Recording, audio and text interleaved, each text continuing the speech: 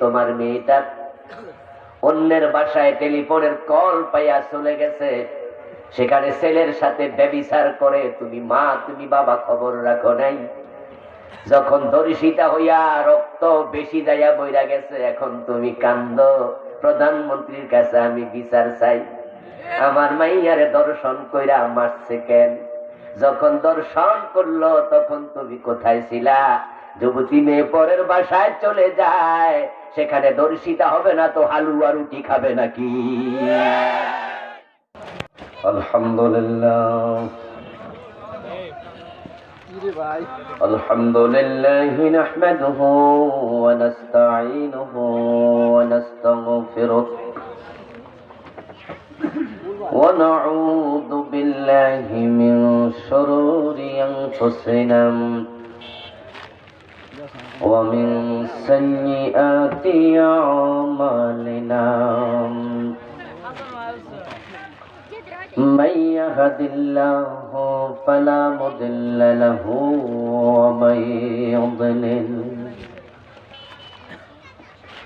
ومن يضلل فلن تجد له وليا مرشدا. وأشهد أن لا إله إلا الله وأن محمدا عبده ورسوله. أما بعد فقد قال الله تعالى في كلامه المجيد. সকল আমার সাথে পড়ুন, আউযু বিল্লাহি মিনাশ শাইতানির রাজিম। বিসমিল্লাহির রাহমানির রাহিম। ইয়া আইয়ুহাল্লাযীনা আমানু ইন্না মিন أزواجكم وأولادكم عدوا لكم فاحذروهم وإن تعفوا وتصفحوا وتغفروا فإن الله غفور رحيم. إنما أموالكم وأولادكم فتنة والله عنده أجر عظيم. قال النبي صلى الله عليه وسلم كل مولود يولد على الفطرة فأبواه يهودانه أو ينصرانه أو يمجسانه أو كما قال النبي عليه الصلاة والسلام. সকলে মেহেরবানি করে দুরূদ ইব্রাহিম পড়ুন। আল্লাহুম্মা সাল্লি আলা মুহাম্মাদিন ওয়া আলা আলি মুহাম্মাদ কামা সাল্লাইতা আলা ইব্রাহিম وعلى آل إبراهيم إنك حميد مجيد. اللهم بارك على محمد وعلى آل محمد كما باركت على إبراهيم وعلى آل إبراهيم إنك حميد مجيد. اللهم صل وسلم وبارك عليه. গাজীপুর উত্তরপাড়া নতুন জামে মসজিদ কমিটি কর্তৃক আয়োজিত আজকের এই চমৎকার নবম বার্ষিক তাফসীরুল কোরআন মাহফিলের মুআজ্জাজ মুকাররম সম্মানীয় সভাপতি, চৈতার ভিটা শাহী জামে মসজিদের সম্মানীয় খতিব, বিশিষ্ট আলেমে দ্বীন মুহতারাম মাওলানা আবুল কাশেম সাহেব, আমি শুনতে পেয়েছি উনি অসুস্থ। আল্লাহ তাআলার কাছে দোয়া করছি, আল্লাহ তাকে তাড়াতাড়ি সুস্থ করে দিন। সম্মানীয় প্রধান অতিথি, নিউজিল্যান্ড প্রবাসী মহতারাম জনাব আব্দুর রহমান খোকন সাহেব, আল্লাহ তাআলা তার জান এবং মালে বারাকা দান করুন। উদ্বোধক কটিয়াদি সরকারি উচ্চ বিদ্যালয়ের সম্মানীয় প্রধান শিক্ষক, বিশিষ্ট শিক্ষাবিদ মহতারাম জনাব বদিউল আলম মাহফুজ সাহেব, মহতারাম মোহাম্মদ আলী হোসেন সাহেব সহ আল্লাহ তাআলা অন্যান্য সম্মানীয় অতিথিদেরকে দ্বীনের জন্য কবুল করুন।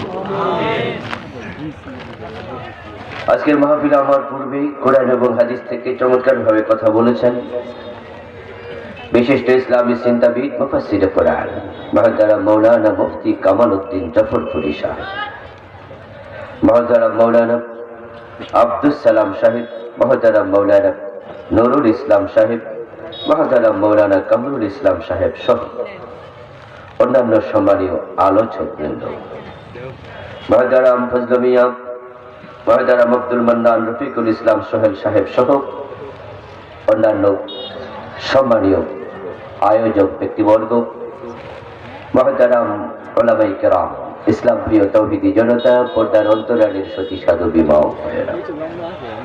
আপনারা কেমন আছেন? মাশাআল্লাহ, আলহামদুলিল্লাহ, আমরা ভালো আছি।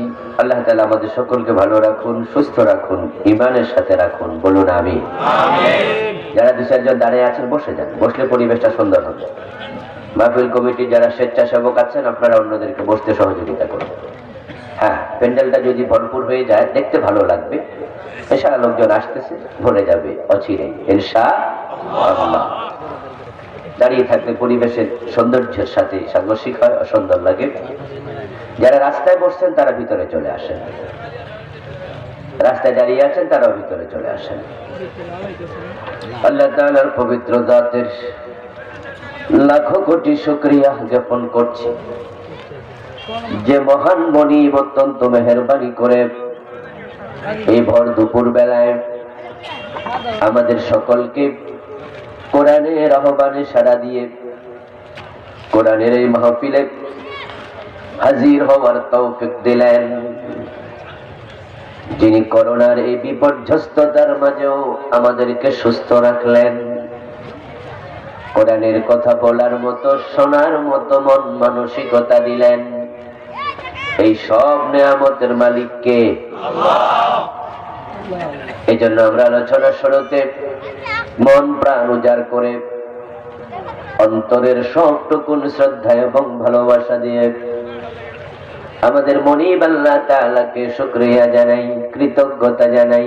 সবাই মিলে জোরে জোরে একবার কালিমাত শুকর করি আলহামদুলিল্লাহ। দরুদ ও সালাম বিশ্ব নবী সাইয়্যিদুল মুরসালিন ইমামুনা কুদওয়াতুনা হাবিবুনা উসওয়াতুনা সানাদুনা তাবিবুনা তাবিবু কুলুবিনা মুহাম্মাদুর রাসূলুল্লাহ সাল্লাল্লাহু আলাইহি ওয়াসাল্লামের উপর সাহাবায়ে কেরাম ও শুহাদায়ে জামের আলা ইল্লিয়িন আল্লাহ তাআলার কাছে কামনা করছি, বলুন আমিন। সম্মানিত ভাইয়েরা, আমি আপনাদের সম্মুখে পবিত্র কোরআন মাজিদ থেকে সূরাতুত তাগাবুন এর 14 এবং 15 নম্বর আয়াতে কারীমা তেলাওয়াত করেছি। বিশ্বনবীর পবিত্র মুখনসৃত ছোট্ট একখানা হাদিস পাঠ করেছি।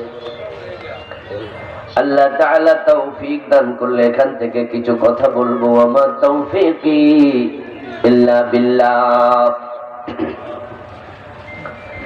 আল্লাহ তাআলা বলছেন, হে ঈমানদারেরা, ইন্না মিন আযওয়াজিকুম ওয়া আওলাদিকুম আদুওয়াল লাকুম, নিশ্চয় তোমাদের কারো কারো স্ত্রী, কারো কারো সন্তান তার জন্য দুশমন হবে। কে বলছেন? কি হবে? দুশমন। আল্লাহ কখনো মিথ্যা কথা বলেন? তার কথাতে কোনো মিথ্যা নাই, যা বলেন সবটাই কি? ওয়ামান আসদাকু মিনাল্লাহি কিলা। ওমান আসদাকু মিনাল্লাহি হাদিসা, আল্লাহর চেয়ে সত্য কথা বলার ক্ষমতা কারো নেই। লা রাইবা ফি, তার কথার মাঝে কোনো সন্দেহ নেই। তিনি নিশ্চয় শব্দ দিয়ে বললেন ইন্না, ইন্না মানে কি নিশ্চয়ই।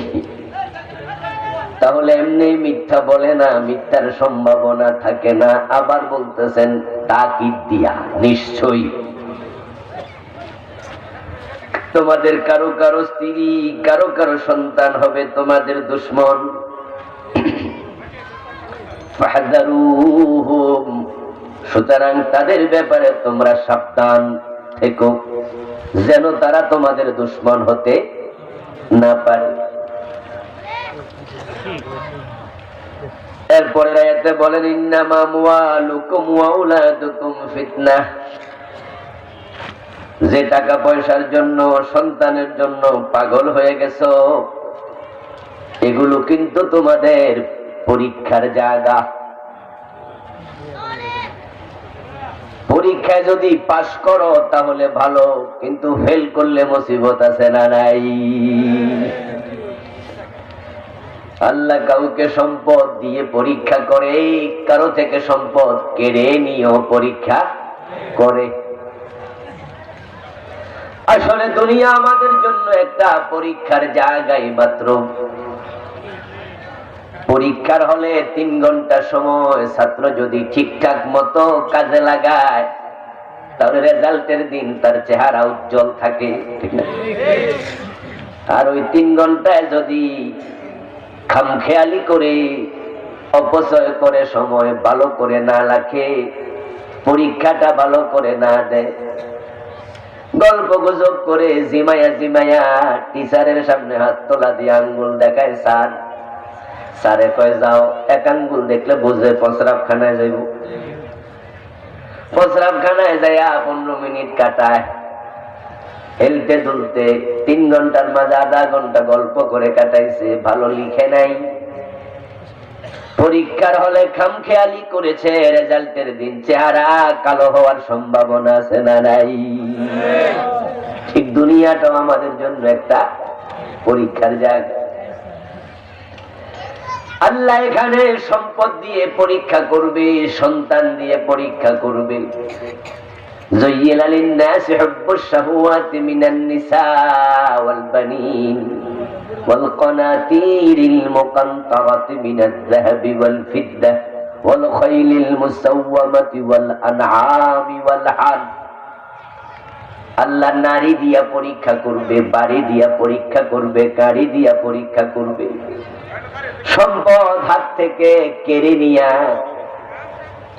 সাগরকে বলবে মাইলের পর মাইল জমিন তুই গ্রাস করে নিয়ে যা, নদী ভাঙ্গন হবে, ব্যবসা লস হয়ে যাবে, গাড়িটা অ্যাক্সিডেন্ট হয়ে যাবে,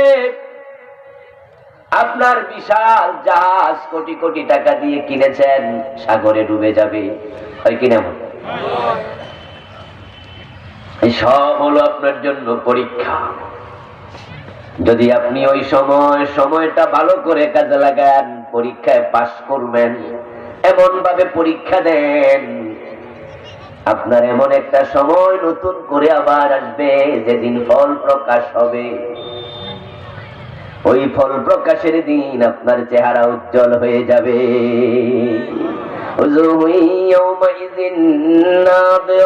সুবহানাল্লাহ পড়েন।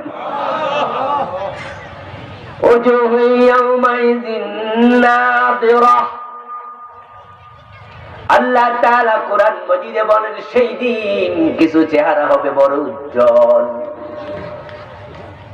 মাথার মাঝে থাকবে আল্লাহর নূরের টুপি। এমন সন্তানের বাবা হইছো, সন্তান তোমার জন্য ছিল পরীক্ষা। সন্তানকে আল্লাহ দিয়েছে তোমার সামনে পরীক্ষা স্বরূপ। তুমি সন্তানটাকে ঠিকঠাক মতো মানুষ করছো, ওই সন্তানের কারণে বাবার মাথার মাঝে নূরের তাজ আসবে, এমন হাদিস আছে না নাই? এর মানে পরীক্ষায় পাস।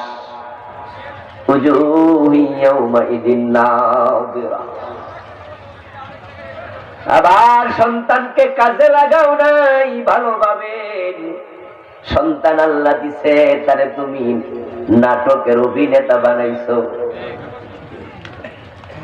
তোমার মেয়েটাকে ক্লাস 2 বছর নাচের স্কুলে ভর্তি করে দিয়েছো। টাকা ছিল তাই তুমি গানের মাস্টারকে বাড়িতে এনে ছেলেটাকে গান শিখাইছো।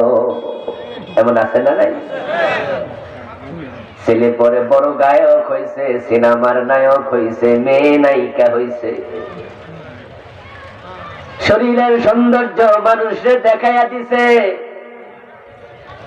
সন্তান কোথায় দেয়া রাত কাটায়, কোথায় দিন কাটায়, কার সাথে মিশেছে, কোথায় গাঁজা খাইছে, কোথায় পতিতাবৃত্তি করেছে। তোমার মেয়েটা অন্যের বাসায় টেলিফোনের কল পাইয়া চলে গেছে, সেখানে ছেলের সাথে ব্যভিচার করে। তুমি মা তুমি বাবা খবর রাখো নাই। যখন দর্শিতা হইয়া রক্ত বেশি যাইয়া বইরা গেছে, এখন তুমি কান্দ, প্রধানমন্ত্রীর কাছে আমি বিচার চাই। আমার মাইয়ারে দর্শন কইরা মারছে কেন? যখন দর্শন করলো তখন তুমি কোথায় ছিলা? যুবতী মেয়ে পরের বাসায় চলে যায়, সেখানে দর্শিতা হবে না তো হালুয়া রুটি খাবে নাকি?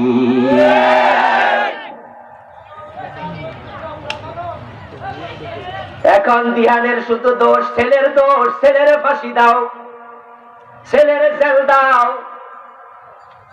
ছেলে আমার মাইয়াটারে মাইরা লাইছে। কেন আনুষ্কার মা তুমি কেন এখন কাঁদো? ও আনুষ্কার বাবা তুমি কেন কাঁদো? ওই দিহান নামে ছেলেটা তোমার বাসায় আইয়া যদি তোমার মেয়েরে দর্শন করত, তাহলে আমরা বুঝতাম ছেলের দোষ বেশি, মেয়েটা নির্দোষ। কিন্তু তোমার মেয়েটা তো ছেলের বাসায় যাইয়া উঠছে, এতে বোঝা যায় সে ধর্ষিতা হওয়ার জন্যই গেছে। বাবারে বাবা, আগে শুনতাম ভোলা বান্ধায় ওর মাইও যায়, মেয়েটা ছেলের বাসায় হাজির হয়েছে, ধর্ষিতা হবে না তো হবে কি? কোন এলাকায় নাকি ভারতে একটা অঞ্চলে, সেখানে লোকজন রাস্তাঘাটে খোলামেলা জায়গাতে প্রস্রাব পায়খানা করে। ভারতের অধিকাংশ অঞ্চল এমন আছে যেখানে আপনার এখনো তারা টয়লেট বানায় না, রাস্তাঘাটে কাম সেরালায়। তো এলাকায় রীতি আছে, যদি কেউ রাস্তার পাশে বসেও কাপড় তোলা দিয়া তার হাজত সারে, কোনো অসুবিধা নাই। কিন্তু কেউ যদি তাকায় তাহলে মানুষ কত শরম নেই।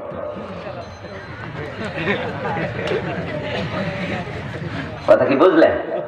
যে রাস্তার পাশে খাড়াইয়া বইয়া কাম সারতাছে কাপড় তোলা দিয়া, ওই কোনো অসুবিধা নেই। কিন্তু কেউ যদি চাইয়া দেয় হয়তো শরম নেই রে। আশ্চর্য আইন, আশ্চর্য আইন। ছোটে লিপস্টিক লাগায় আছে আর মাঝে বিউটি পার্লারের সাজগোজ সব নিয়া, তারপরে বুকের কাপড়টা ফালাইয়া। আল্লাহ তোমার বুকে যে সৌন্দর্য দিছে, এটারে জোড়া তালি দিয়া আরো বাড়াইয়া তারপরে রাস্তায় হাঁটো। যুবক যদি তাকায় কয় তুই শরম নাই, তাকাইলি কেন? আশ্চর্য, তুমি দেখাইলা কেন?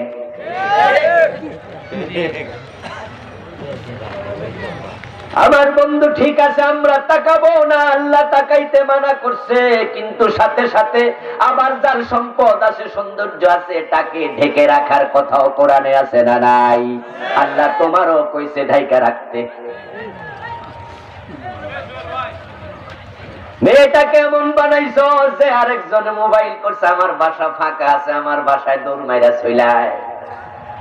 ওই মেয়েটা 18-17 বছরের যুবতী নারী, পরের বাসায় যাইয়া হাজির। পত্র পত্রিকায় যা পড়লাম, যা দেখলাম, মেসেজ নিউজে যা পাইলাম, মেয়েটা সাধারণ ধর্ষণে মরে নাই, জঘন্য কিছু করা হয়েছে। এতে বোঝা যায় মেয়েটার সাথে দিহানের এই জাতীয় নিকৃষ্ট সম্পর্ক এটা আজকে নতুন নয়, এই সম্পর্ক অনেক দিন আগ থেকেই চলছিল। যদি সেদিন তারা ব্যভিচার করে মেয়েটা সুন্দর করে ঘরে ফিরে আসতো। দিহানের মাও জানতো না, আনুষ্কার মাও জানতো না, দুনিয়ার কেউ জানতো না তারা যে ব্যভিচারী। এরকম হাজার হাজার আনুষ্কা, হাজার হাজার দিহান বাংলাদেশে আছে না না?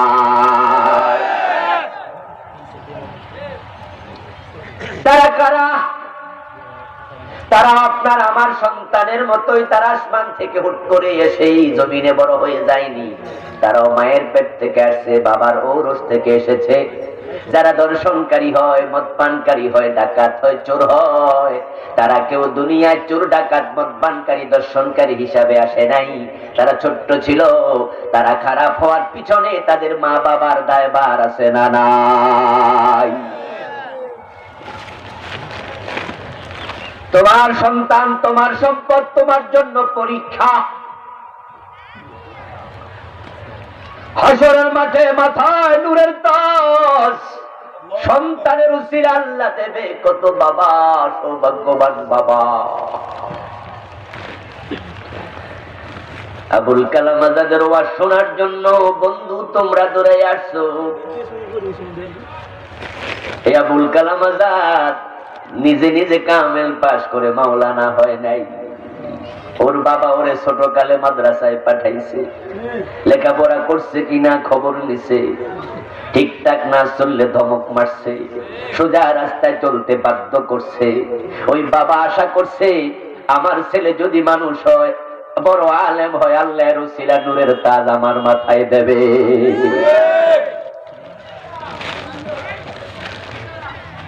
আমির হামজা এমনি আমির হামজা হয়ে যায় নাই, তারেক মনোয়ার এমনি তারেক মনোয়ার হয় নাই, মামুনুল হক এমনি মামুনুল হক হয় নাই, আল্লামা সাইদি নিজে নিজে সাইদি হয় নাই। তাদের প্রত্যেকের পিছনে মা বাবার ভূমিকা আছে না না?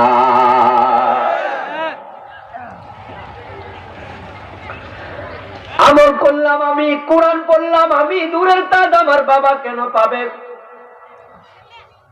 قال النبي صلى الله عليه وسلم من قرأ القرآن وعمل بما فيه يلبس والداه يوم القيامة تاجا زوءه أحسن من زوء الشمس أو كما قال النبي عليه الصلاة والسلام। বিশ্বনবীর বক্তব্য, যে কোরআন পড়বে, যে কোরআন আমল করবে, কোরআনের আলেম হবে, কোরআনের আমলকারী হবে, ওই ব্যক্তির পিতার মাথায় নূরের তাজ। আশ্চর্য, আমল করলো কে, টুপি পাইল কে? অথচ অন্য হাদিসে পাওয়া যায় মান কারা হারফাম মিনাল কুরআনি ফালাহু আশরু হাসানাত। যে ব্যক্তি কোরআনের একটি হরফ পড়বে তার আমল নামায় 10টা নেকি দেয়া হবে। তাহলে যে ব্যক্তি কোরআন পড়বে, কোরআন মানবে, নূরের তাজ তার মাথায় দেয়া হবে। এটা না ছিল যৌক্তিক কথা? চাকরি করছি আমি, বেতনও পাবো আমি, ঠিক না? বিয়া করছি আমি, বউ আপনি পাইবেন, কেমন কথা হইলো? যুক্তিতেই মিলে না। বিয়া করছেন আপনি, বউ পাবেন আপনি, চাকরি করছেন আপনি, বেতন পাবেন আপনি, আমল করছেন আপনি, জান্নাত পাবেন আপনি, আমল করছেন আপনি, নূরের তাজ পাবেন। এটা না যুক্তি? কিন্তু হাদিসে বলা হলো বাবার মাথায় নূরের তাজ, মানে কি? হাদিসটা কি ভুল? কথা বলেন না জোরে। হাদিস কি ভুল? না রে বন্ধু, বাবার মাথার নূরের তাজ এর কারণ আছে। বাবা পরীক্ষায় পাশ করছে, সুবহানাল্লাহ। এই সন্তান তার কাছে পরীক্ষা ছিল, সে পাশ করছে। বাবা পরীক্ষা পাশ করার কারণে বাবার পুরস্কার দিছে। কিন্তু কিছু কিছু সন্তান হবে দুশ্মন, কারো কারো বউ হবে তার দুশ্মন। এ কথা কে বলতেছে? আল্লাহর নাম আসতে বলে মজা লাগবে না তো, জোরে বলতে হবে। কে বলছে? এর চেয়ে মধুর নাম পৃথিবীতে আর নাই, আল্লাহ। আলা বিযিকরিল্লাহি তাতমাইন্নুল কুলুব। যখন কোনো কারণে কখন একটু ডিপ্রেশনে ভুগি, তখন দুটি কাজ করি।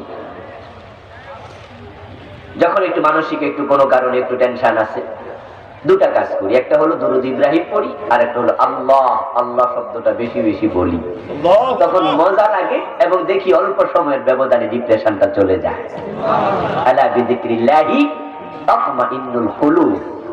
আল্লাহর নাম স্মরণ করলে কলবে প্রশান্তি আসবে, কে বলেছেন? আল্লাহ। এইটা কাদের সাথে আল্লাহর মতো এত সুন্দর নাম আর পৃথিবীতে নাই। এবং শব্দটা এমন বললে পুরাটা গাল মোটা হয়ে যায়, ভরে যায়। আল্লাহ, সুবহানাল্লাহ। কারো কারো সন্তান তার জন্য হবে দুশ্মন। এর মানে কি? এর মানে হলো হাসরের ময়দানে সন্তান যখন ধরা পড়ে যাবে, আমলনামার মাঝে শুধু কবিরা গুনাহ, এই আনুষ্কার মা ধরা খাইয়া যাবে। আনুষ্কা বড় হতভাগী, বড় হতভাগী নারী। জেনা ব্যভিচার করলে ঈমান যায় না, কবিরা গুনাহ হয়। কিন্তু জেনা অবস্থায় মারা গেলে ঈমানটা থাকে না। قال النبي صلى الله عليه وسلم لا يزني الزاني حين يزني وهو مؤمن। জেনাকারী জেনা করে না, যদি জেনা করা অবস্থায় মারা যায় তার ঈমানটা থাকে না। জেনা করা অবস্থায় কলবে ঈমান থাকে না। এই হাদিসের ব্যাখ্যায় পাওয়া যায় জেনা করা অবস্থায়, চুরি অবস্থায়, ডাকাতি অবস্থায় ঈমানহীন হয়। এর মানে তার কলব থেকে ঈমানটা বের হয়ে শূন্যে জ্বলতে থাকে। যদি সে জেনা থেকে বের হয়ে যায় ঈমানটা আবার ফিরে আসে। কিন্তু আনুষ্কার ঈমানটা তো ফিরে আসার সুযোগ নাই, সে তো জেনা অবস্থায় মরে গেছে। হাসরের ময়দানে জাতীয় আনুষ্কারা দাঁড়ায় যাবে মায়ের বিরুদ্ধে, বাবার বিরুদ্ধে মামলা নিয়া। ওই সালমান খান আত্মহত্যা করেছে, সিনেমার নায়ক দাঁড়ায় যাবে বাবার বিরুদ্ধে, মায়ের বিরুদ্ধে মামলা নিয়া। যে সমস্ত মেয়েরা লাখ লাখ কবিরা গুনাহ, কোটি কোটি কবিরা গুনাহ নিয়ে মরছে, ছেলেরা মারা গেছে, আল্লাহ বলবে যা যা জাহান্নামে যা, খুজুহু ফাগুল্লুহু সুম্মাল জাহিমা সাল্লু। ও ফেরেশতারা তারে ধর, তারে হাতের মাঝে হাত কড়া পড়া, পায়ের মাঝে ডান্ডা বেরি পড়ায়া দে। সুম্মাল জাহিমা সাল্লুহু, তারপরে জাহান্নামের মাঝখানে ফেলে দে। তখন ওই ব্যক্তিকে আত্মপক্ষ সমর্থনের সুযোগ দেয়া হবে। কথা বলতে তুমি অনুমতি পাবে, কোনো কথা থাকলে বলো, তোমাকে এখনই জাহান্নামে ফেলে দেয়া হবে। ফাঁসির আসামিকে ফাঁসি দেওয়ার আগে বলা হয় তোমার শেষ কোনো কথা আছে নাকি, কোনো আশা আছে নাকি? ঠিক না, বলে না কিছু খাইবা নাকি? ফাঁসির আসামিদেরকে বলে তোমার শেষ আশাটা সম্ভব হলে আমরা পূরণ করতে চাই। যদি ফাঁসির আসামি বলে যে আমি এটা কাঁঠাল খেতে চাই, সরকারের লোকেরা টাকা খরচ করে হলো ব্যবস্থা করার চেষ্টা করে, যদি কোনো কাঁঠাল পাওয়া যায় কাউরান বাজার আইসা হইলো নিয়ে যাবে, পুরান ঢাকায় নিয়ে যাবে জেলখানা। ঠিক আছে, খাও। আল্লাহ তাআলা তাকে সুযোগ দেবেন। তখন ওই নায়িকা, ওই গায়িকা, ওই নায়ক, গুনাহগার, জালেম বলবে আল্লাহ, ওই মদপানকারী ছেলেটা বলবে, আনুষ্কা বলবে আল্লাহ আমার এত কবিরা গুনাহ, আমি একাই বুঝি দায়ী। যদি আমার মা আমারে কন্ট্রোলে রাখতো, বাবা বোরকা সিলাইয়া দিত, আমারে আমার বাবা নাসের স্কুলে ভর্তি না করতো, আমি রাতের বেলা একার সাথে সময় কাটাইছি যদি একটু কন্ট্রোল করতো, ধমকায়া সোজা পথে দিত, আমার ওই কওমি মাদ্রাসায়, আলিয়া মাদ্রাসায় ভর্তি করতো, আমার দোস্ত আর কামেল পাস করছে, এ কত বড় আলেম হয়েছে, কত ওয়াজ করে মানুষে হেদায়াতের পথে ডাকছে, আমিও তার মতো হতে পারতাম। কিন্তু বাবা তো আমার মাদ্রাসায় না দিয়া গানের স্কুলে দিছে, আমার একা দোষ কেন? বাবা ডারে ডাকো। আমি যে কটিয়াদি কলেজে গেছি, কটিয়াদি স্কুলে গেছি, আমি সুন্দরী যুবতী, আমি আমার বাবার সামনে তো গেছি, বাবা দেখছে, মা দেখছে, কেমনে সাইজা গুজা গেছি, আমার বুকের সৌন্দর্য পরপুরুষ দেখেছে, চেহারার সৌন্দর্য পরপুরুষ দেখেছে। এমন ভাবে বোরকা গায়ে দেয়, বোরকাটা এত টাইট ফিট দেয়, কোন অঙ্গ কেমন বোরকার ভিতর থেকে স্পষ্ট হয়ে যায়। পিছন দিয়া আবার রশি দিয়া মাজার সাইজ কত সেটাও দেখায়। এমন বোরকাওয়ালাও আছে না নাই? পাশে মহিলাদের প্যান্ডেল আছে। মা বোনেরা শোনো, আজ আমল কোরআন দিয়েতে শোনো। তোমাকে বোরকা পড়তে কেন বলা হয়েছে? তোমার দেহের সৌন্দর্য যেন পরপুরুষ না দেখে। তোমার চেহারা কত সুন্দর, ঠোঁট কত সুন্দর, নাক কত সুন্দর, পরপুরুষ দেখবে না, চেহারাটা ঢেকে ফেলো।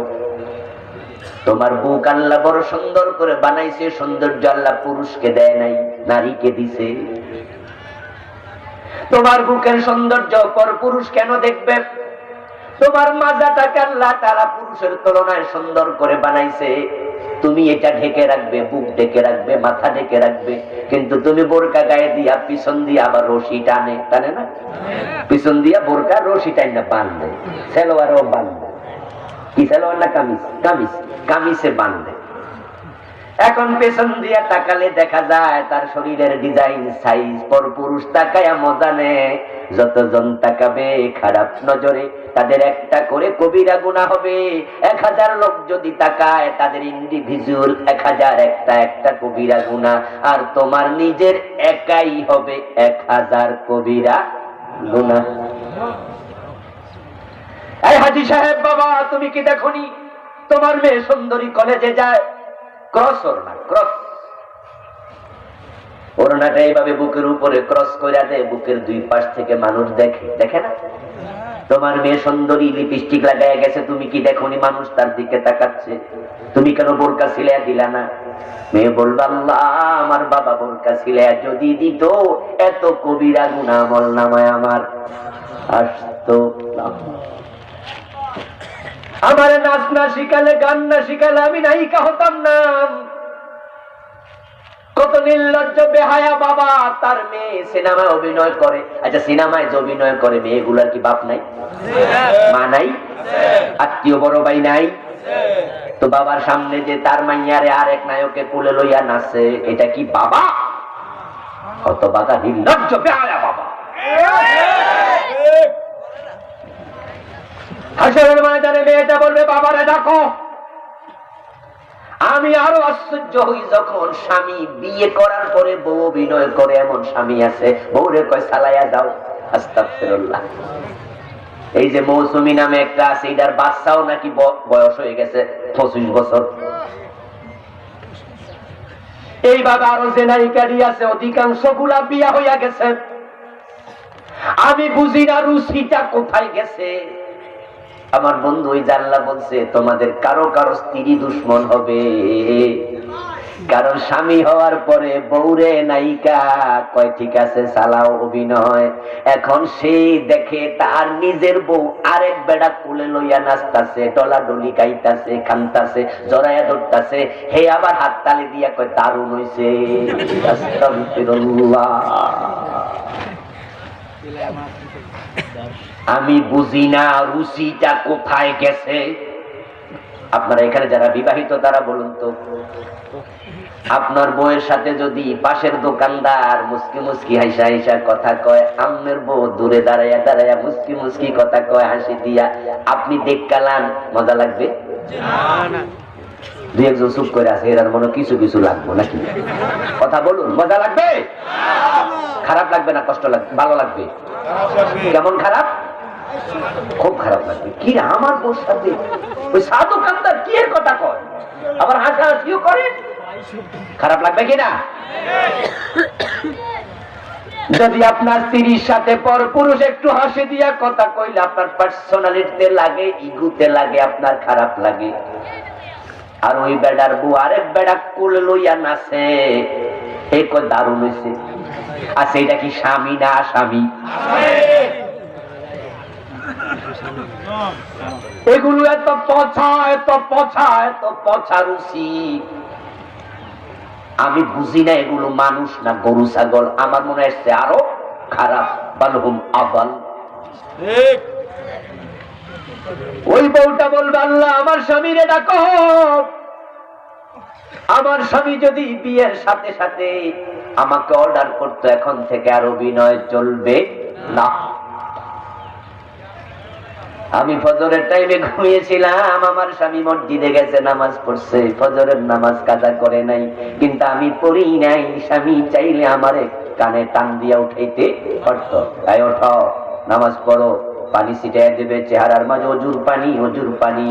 অজু করে বের হয়েছে ওয়াশরুম থেকে, অজুখানা থেকে, বউটা শুয়ে আছে, বউর কাছে এসে দাঁড়িয়ে থেকে এইভাবে হাত দিয়া পানি নিয়ে বউর চেহারায় ছিটাইয়া দিবা, সুন্দর করে তার মাথার মাঝে হাত বুলাইয়া দিবা, হাতে ধরে টান মারবা, ওঠো ওঠো নামাজ পড়ো, আমি মসজিদে যাচ্ছি। মসজিদ থেকে ফিরে এসে যদি দেখো এখনো শুয়ে আছে, কম্বল টেনে পালাইয়া দিবা, জোর করে তুলে নামাজ পড়াইবা, বেনামাজি হতে দেবা না। তুমি পরীক্ষায় পাস, তোমার বউ একটা পরীক্ষা ছিল, পাস করে ফেলেছ, কিন্তু বউটা বেনামাজি, ছেলেটা বেনামাজি, মেয়েটা বেনামাজি। হাসরের দিন বলবো, আল্লাহ আমার স্বামীরে ডাকো। আমার স্বামী তো আমারে লইয়া বাজারে গেছে, মোটরসাইকেলের পিছনে বসাইয়া আমি সেজে গুজে বের হয়েছি, কত পুরুষ তাকাইছে। আমার স্বামী বাধা দিলে আমি এত কবিরা গুনাহগার হতাম না। আল্লাহ এবার বলবে, ওকে স্বামী কই রে, তুই এখানে আয়, এখন তুই আর স্বামী না, তুই হয়ে গেছস আসামি। কামে আয় এখানে, তার না। স্বামীকে স্ত্রীর সামনে দাঁড় করানো হবে, সন্তানের সামনে বাবাকে দাঁড় করানো হবে। এবার সন্তান এবং স্ত্রী কি বলবে কোরআন থেকে শুনুন, তারা বলবে, লাজআলহুমা তাহতা আকদামিনা লিয়াকুনা মিনাল আসফালিন। হে আল্লাহ, জাহান্নামে তো আমরা যেতেই হবে, যে অপরাধ করেছি, তবে আমার বাবারে আমি পায়ের তলায় রাখতে চাই। নাউজুবিল্লাহ বলবেন না? কোথায় রাখতে চায়? নাজআলহুমা তাহতা আকদামিনা, পায়ের নিচে রাখতে চাই। আমার স্বামীকে ডাকো, আমার স্বামীকে পায়ের তলা রাখতে চাই। লিয়াকুনা মিনাল আসফালিন, আজকে তারা পদদলিত হোক।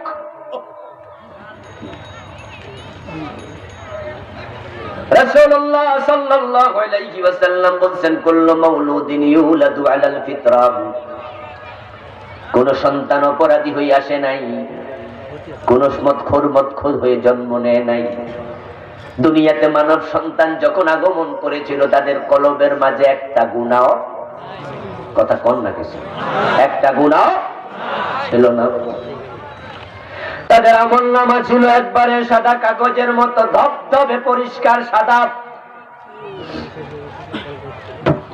قال النبي صلى الله عليه وسلم إذا أذنب المؤمن كانت نقطة سوداء في قلبه, এটা ছিল ধবধবে সাদা। যখনই সে একটা গুনাহ করেছে, কলবের মাঝে একটা কালো দাগ পড়েছে।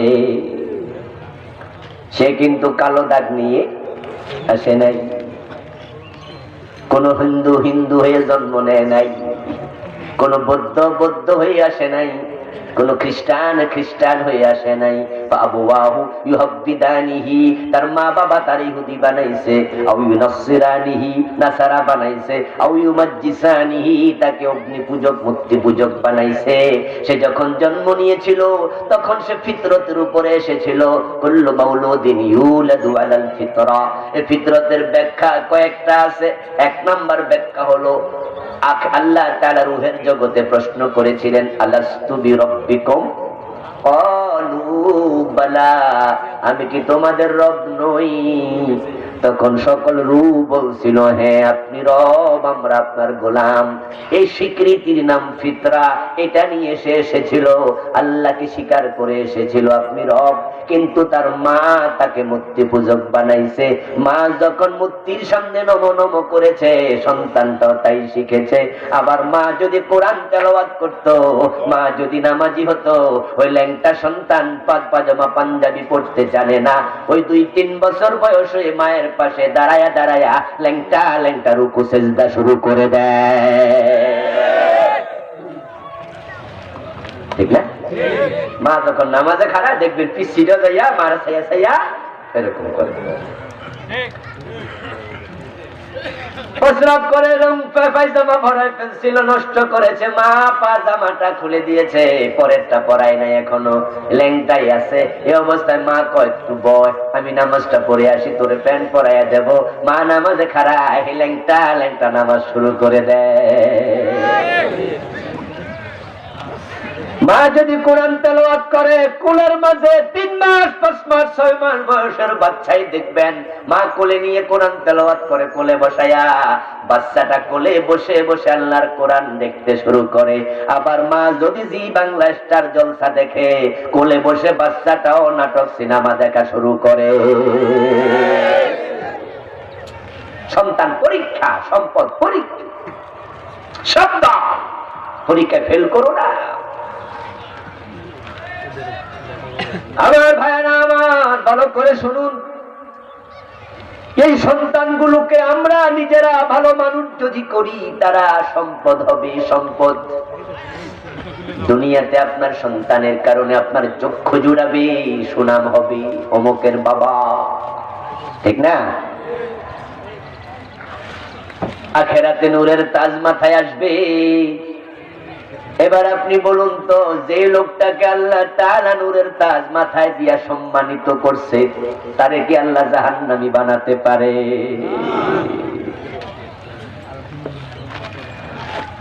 আসলে আখেরাতে মুক্তির জন্য বড় প্রয়োজন আপনার ভালো একটা মন, ভালো একটা হৃদয়, ভালো চিন্তার মানুষ হন। আল্লাহরে ইবাদত দিয়া খুশি করে জান্নাত পাওয়া বড় কঠিন,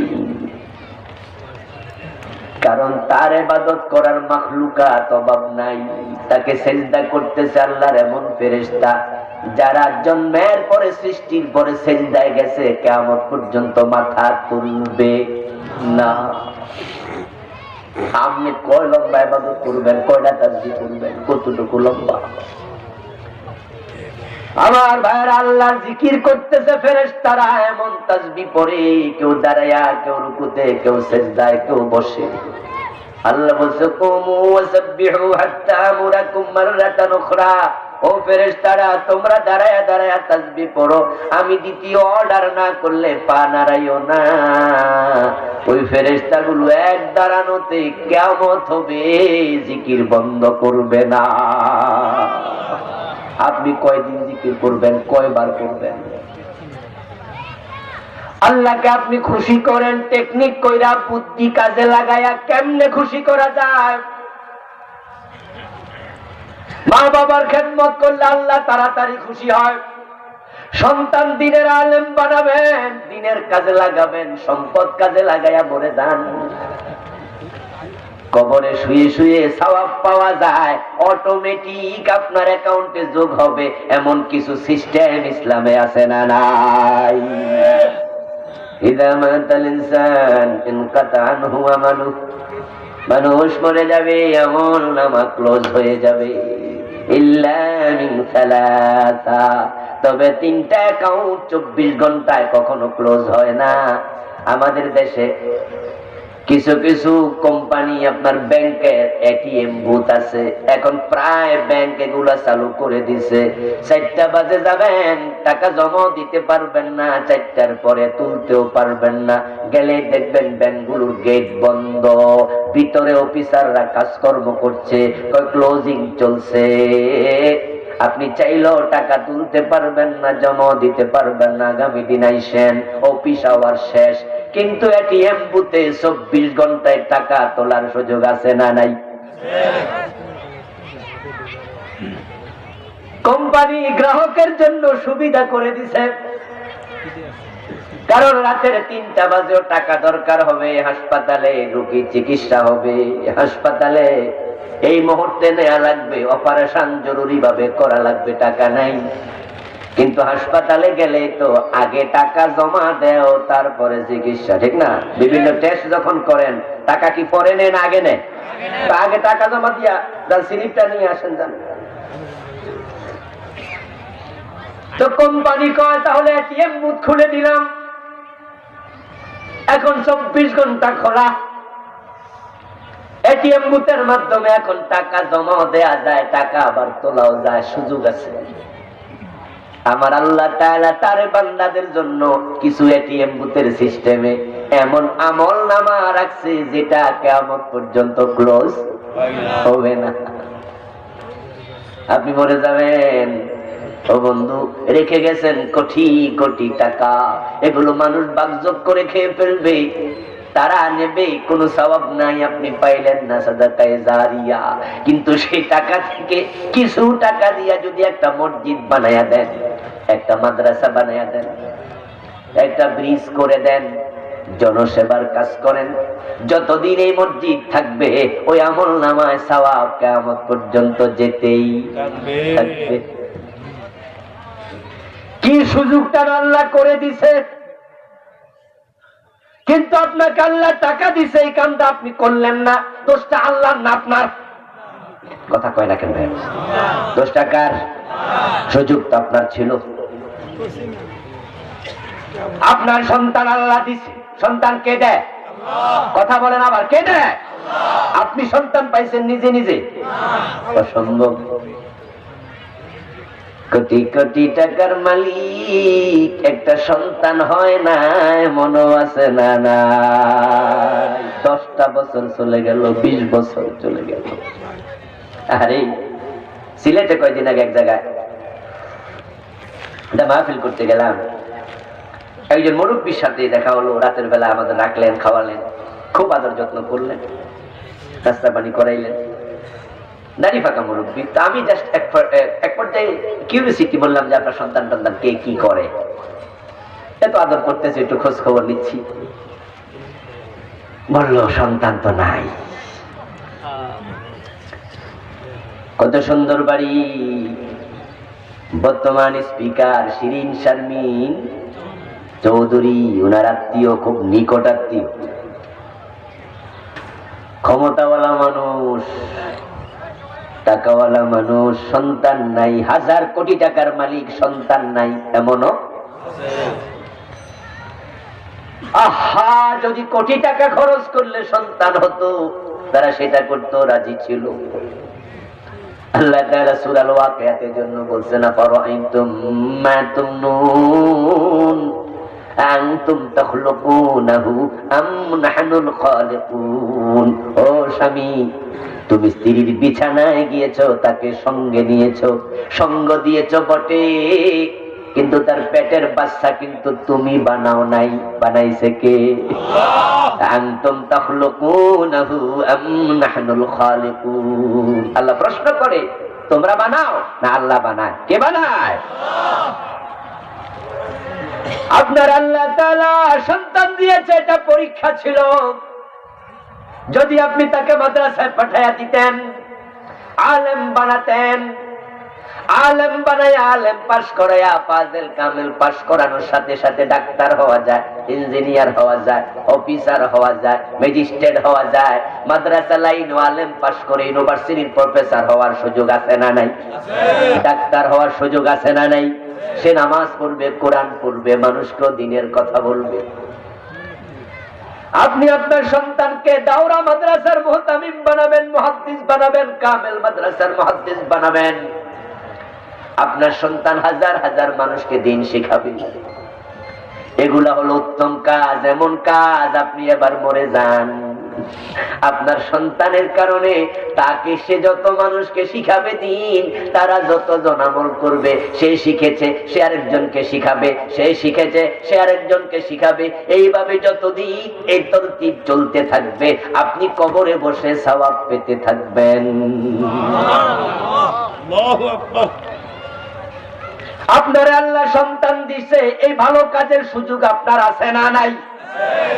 কিন্তু আপনি কি করলেন? আপনি মক্তবে দিলেন না, কিন্ডার গার্ডেনে দিলেন, আপনি মাদ্রাসায় দিলেন না, কলেজে দিলেন। আপনি সন্তানকে কোরআন শিখান না, ইংরেজি শিখালেন। এখন আপনার সন্তান নিজেও নামাজ পড়ে না, তার পরিবারও বেনামাজি হবে। আপনার জানাজার নামাজে সে আসবে, হয়তো টুপিটাও থাকবে না, অন্যের থেকে হাওলাত নিয়ে টুপি মাথায় দেবে। আপনার জানাজার নামাজে সে দোয়া শিখবে, সে হুজুর জানাজাটা কেমনে করে একটু শিখাই দেন তো। হুজুর বলবে 4 তাকবীরের সাথে এই ইমামের পিছনে ফরজে কিফায়া জানাজার নামাজ পড়ছি, এই হলো জানাজার নামাজের নিয়ম, এটা হলো সিস্টেম। জি হুজুর মাশাআল্লাহ শিখছি।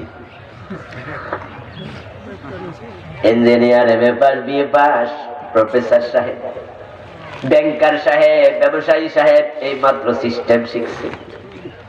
এখন আল্লাহু আকবার বলে নামাজ শুরু। বলুন তো তাকবীর দেওয়ার পরে দোয়া আছে না নাই? তো এটা উনি কবে শিখবো? এই মাত্র তো নিয়ত শিখছে। এখন তো দোয়া আছে, তারপরে দুরুদ আছে, তারপরে আবার তৃতীয় তাকবীরের পরে লম্বা দোয়া, যেটা জানাজার যার জানাজার নামাজ হচ্ছে তার জন্য দোয়াটা মূলত তৃতীয় তাকবীরের পরে। আল্লাহুম্মা গফির লি হাজ্জিনা ওয়া মাইয়িতিনা ওয়া শাহিদিনা ওয়া গায়িবিনা, আছে না?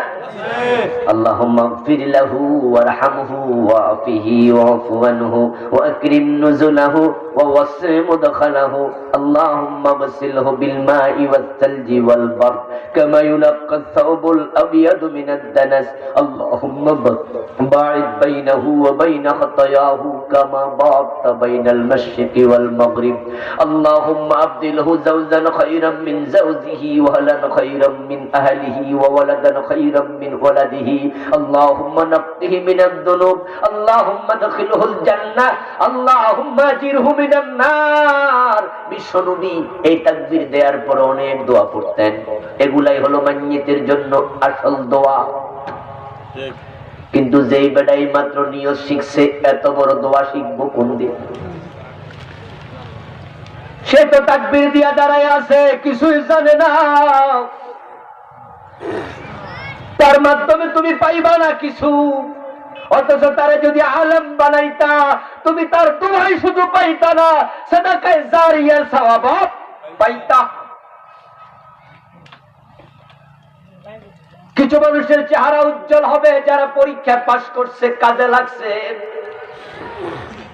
এখন আমরা যারা এখানে আছি, আমরা তো বাবা, আমরা তো দাদা, আমরা তো নানা, আমরা মা, আমরা খালা, আল্লাহ আমাদের কুল জুড়েও সন্তান দিয়েছেন।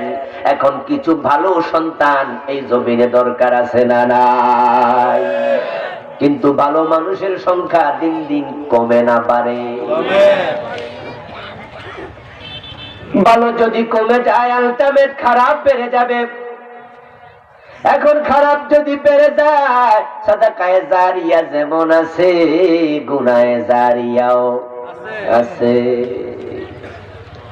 আমাদের দেশে আমরা সাদাকায়ে জারিয়ার ওয়াজ একটু বেশি শুনছি, গুনাহে জারিয়া যে আছে এটা আমরা অনেকে জানিও না। অথচ হাদিস আছে, মান সান্না ফিদ্দিন সুন্নাতান সাইয়্যাতান ফালাহু বিজরুহা ওয়া বিজরু মান আমিলা বিহা। মসজিদ বানায়া মরে যাও, সওয়াব যেতে থাকবে কিয়ামত পর্যন্ত। যতদিন মসজিদ থাকবে ততদিন পর্যন্ত। যদি সিনেমা হল বানায়া যাও, গুনাহ বুঝি যাইব না।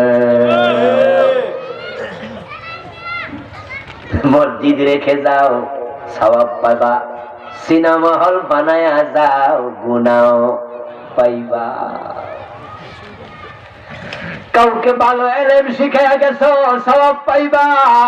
ছেলে ভালো হলে মাথা নূরের তাজ হবে, পুরস্কার। ছেলে যদি খারাপ হয়, তোমার ছেলে গাঁজাখোর হয়েছে, মদখোর হয়েছে, তোমার ছেলে টেন্ডারবাজ হয়েছে, তোমার ছেলে অন্য মেয়েদেরকে ডিস্টার্ব করে ইফতেজার হয়েছে, তোমার ছেলে মানুষের জমি দখল করে সিটার হয়েছে, আছে না? আছে না?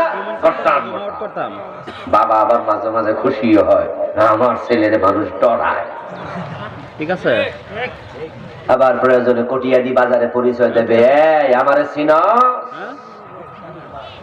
আমি কিন্তু অমুকের বাবা। ঠিক আছে। ছেলে পিস্তলবাজ, ছেলে মস্তান, ছেলে টেন্ডারবাজ হয়েছে, গাঁজাখোর হয়েছে, কত লম্বা লম্বা চুল, হাতের মাঝে বালা আছে, কানও আবার ছিদ্র আছে, কানে জিনিসও দিছে, এমন কিছু ছেলে আছে না নাই? ওগুলোর বুঝি বাবা নাই? বাবারা সব দেখে। তুমি মরে যাও, ছেলে যত আকাম করবে তোমার অ্যাকাউন্টে সেটাও জমা হতে থাকবে। এই জন্য ছেলেদের দুশ্মন বানানো যাবে না, বউকে দুশ্মন বানানো যাবে না। ফাহজারুহুম, তাদের ব্যাপারে সতর্ক হতে বলছেন কে? ভালো সন্তান কে না চায়? আসলে কথা বলো, কথা বলো না, আওয়াজ কানে আসছে। প্রজেক্টটা চলতেছে ওখানে, কথা বলবা না, প্রজেক্টটা চলবে। ঠিক আছে। ভালো সন্তান কে না চায়? প্রত্যেকটা বাবাই চায় সন্তান ভালো হোক, কিন্তু ভালো যে হয় না, ভালো যে দিন দিন কমতেছে, খারাপ বেড়ে যাচ্ছে, এর কিছু কারণ আছে না নাই? সবকিছু আল্লাহর দোষ দিয়া বাঁচা যাইব? যে তাকদীর খারাপ, হ্যাঁ তাকদীর খারাপ, তাকদীর ওনার দোষ দিলা? এগুলো আমাদের নিমক হারামি। যখন এ প্লাস পায়, গোল্ডেন এ প্লাস পায়, তখন জিজ্ঞাসা করে বাবা এত সুন্দর রেজাল্ট কেমনে হইলো? তখন আমি 8 ঘন্টা লেখাপড়া করছি, 6 ঘন্টা করছি, হাতের লেখা সুন্দর ছিল, এই কাম ও কাম। ও পরের বছর রেজাল্ট খারাপ, তাকদীর খারাপ। তো আগের বছর যে রেজাল্ট ভালো, তাকদীর ভালো, এটা কেন কইলা না? তখন ক্রেডিট নিছো নিজে, আর আজকে খারাপ হওয়ার পরে দোষ দাও আল্লাহর তাকদীর ওলারে। খারাপ সন্তান বেড়ে যাচ্ছে কেন? এর কারণ হলো কামা তাদিনু তুদান। দুনিয়ার নিয়ম হলো যেমন কর্ম যেমন ফল। ইন্নাকা লা তাজনি মিনাশ শাওকিল ইনাব, বিখ্যাত আরবি প্রবাদ। তুমি কাঁটাওয়ালা গাছ রোপণ কইরা আঙ্গুর ফল আশা করিও না। আম গাছ লাগাইলে সেখানে জাম হবে না। সন্তানরা হলো মা বাবার কাছে কাঁচা মাটির মতো, কুমারের কাছে কাঁচা মাটি যেমন, ওই আপনার কোলের সন্তান আপনার কাছে ঠিক তেমন। কুমার কাঁচা মাটি দিয়া গটি বানায়, বাটি বানায়, লোটা বানায়, ডাকনা বানায়, ডেকসি বানায়, পাতিল বানায়, কলস বানায়। একই কাঁচা মাটি, এক একটা এক এক রকম হইছে। মাটির মন মতো না কুমারের মন মতো? কুমার চাইছে গটি বানাবো, তাই এমন ভাবে বানাইছে গটিয়ে হইছে। কুমার চাইছে আর একটু কাঁচা মাটি, এটা দিয়া গটি বানাবো না, এটা দিয়া বানাবো পাতিলের ঢাকনি, ঢাকনি হইছে। আপনি ছেলেরা মেডিকেল কলেজে ভর্তি করছেন, সে তো ডাক্তারি হবে। আর একটার ইঞ্জিনিয়ারিং কলেজে ভর্তি করছেন, সে ইঞ্জিনিয়ার হবে। আর একটার মাদ্রাসায় ভর্তি করছেন, সে আলেম হবে। এখন আপনি কি বানাতে চান? ছেলের দোষ দিয়া লাভ নাই, এটা সিদ্ধান্ত আপনাকে নিতে হবে।